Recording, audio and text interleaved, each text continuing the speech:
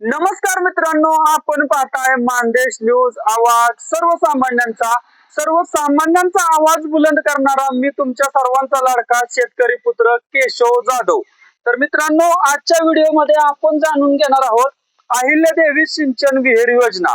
ज्या मित्रांच्याकडे, ज्या शेतकरी बांधवांच्याकडे कोरडवाहू जमीन आहे किंवा बागायती जमीन नाही परंतु कोरडवाहू जमीन आहे आणि त्यांना विहीर नाही, पाण्याच्या अडचण आहेत, तर अशा लोकांच्यासाठी महाराष्ट्र राज्य सरकारकडून अहिल्यादेवी सिंचन योजना म्हणून योजना राबवण्यात येते आणि त्याच्यासाठी 5 लाखाचं भरघोस असं अनुदान मिळतंय.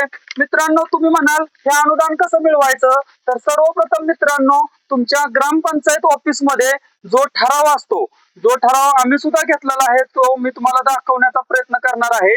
तुम्ही या व्हिडिओ मध्ये बघू शकत असाल, ग्रामपंचायत जाधववाडी करून आपण असा ठराव घेतलाय. म्हणजे ग्रामपंचायतचा ठराव घ्यायचा की यांच्याकडून असा ठराव देण्यात येतो की यांना रोजगार हमी योजनेतून नवीन सिंचन विहिरीचे काम चालू करायचे आहे व ते काम या गावच्या हद्दीमध्ये करण्यास कोणतीही अडचण नाही. सर्वप्रथम हा कागद काढायचा आहे.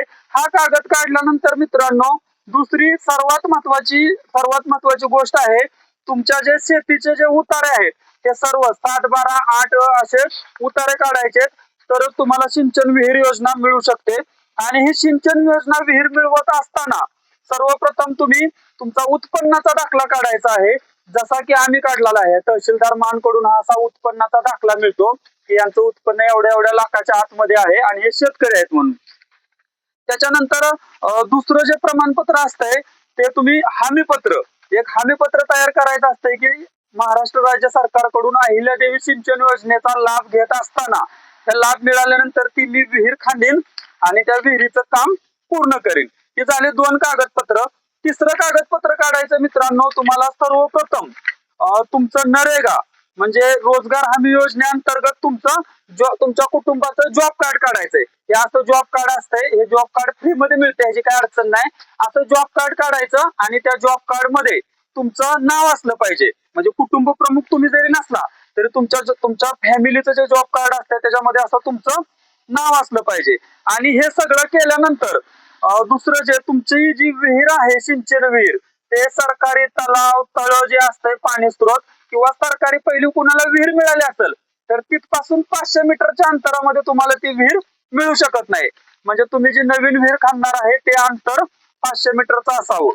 त्याच्यानंतर दुसरं काम तुम्हाला करायचं आहे की मोबाईल मध्ये जो जीपीआरएस कॅमेरा असतो, त्या जीपीआरएस कॅमेऱ्यामध्ये तुम्ही विहीर कुठं खांदणार आहे त्याचा पंचनामा करावा लागतो. तुम्ही बघू शकत असाल, आता या ठिकाणी आपल्याला विहीर खांदायची, त्या ठिकाणी ज्याच्या नावाने विहीर खांदायची त्या व्यक्तीला उभा करून त्याचा जीपीआरएस कॅमेऱ्याने फोटो काढून तो फोटो तुमचा फोटोवाल्याकडून प्रिंट करून किंवा मराठी भाषेत धुवून आणायचा आहे. हे सगळं केल्यानंतर ही कागदपत्र गोळा करताना थोडाफार खर्च होतो, पण झाला तरी चालेल. आणि मित्रांनो, भविष्यात अडचण येऊ नये म्हणून तुम्हाला एक हे असं नोटरी किंवा संमती पत्र घ्यायला लागतं तहसीलदारासमोर. तुमच्या गटामध्ये जी लोक असतात त्यांनी हे असं हमीपत्र तयार करून द्यायचं असतंय की बाबा यांनी जर विहीर खांदली तर याची आम्हाला काही अडचण नाही. आता मित्रांनो, आमचा 1 नंबर गट आहे आमच्या गावामध्ये, त्याच्यामध्ये जेवढी नावं आहेत त्या सर्वांना तहसीलदारासमोर न्यायचं, त्यांचा फोटो काढायचा. तुम्ही बघू शकत असाल, पहिल्या पानावरती 4 जण आहेत, दुसऱ्या पानामध्ये 2, 4, 6, 6 आणि 4 10 झाले, तिसऱ्या पानावरती 11, 12, 13, 14, हे 14 जणांचे आमच्या 7 बाऱ्यामध्ये नाव आहेत. कारण आमचा सामायिक गट आहे, 32 एकराचा 1 नंबर म्हणून गट आहे, खूप मोठा गट आहे. त्यात आम्हाला फक्त 2 हेक्टर जमीन आहे आणि राहिलेली मध्ये हे आमच्या भावकीतली किंवा घरातलीच आमच्या रक्ताच्या नात्यातली ही जी लोक आहेत त्यांची नाव आहेत. तर त्यांची अशी तहसीलदारासमोर संमती घ्यायची किंवा नोटरी जे करणारे असतात त्यांच्याकडून नोटरी करायची. आता तुम्ही म्हणाल जाधव साहेब, ही सगळी कागद बनवल्यानंतर काय करायचं, तर मित्रांनो, ह्याची अशी मस्तपैकी एक फाईल तयार करायची, ह्याला सगळे पेपर जोडायचे आणि ही फाईल तुमच्या पंचायत समितीमध्ये मनरेगा म्हणजे रोजगार हमी विभाग असतोय त्या विभागामध्ये जाऊन ही फाईल सबमिट करायची. ही फाईल सबमिट केल्यानंतर काय होतं, ही फाईल 4-5 टेबल वरून फिरून येते. उदाहरणार्थ पंचायत समितीमध्ये कृषी विभाग असतो, त्या कृषी अधिकाऱ्याकडे जाते, ते असं तपासतात की बाबा यांनी कागद दिलेत ते सगळे ओके आहेत का, त्याच्यावरती टिक मार्क करून दुसऱ्या टेबलला जाते.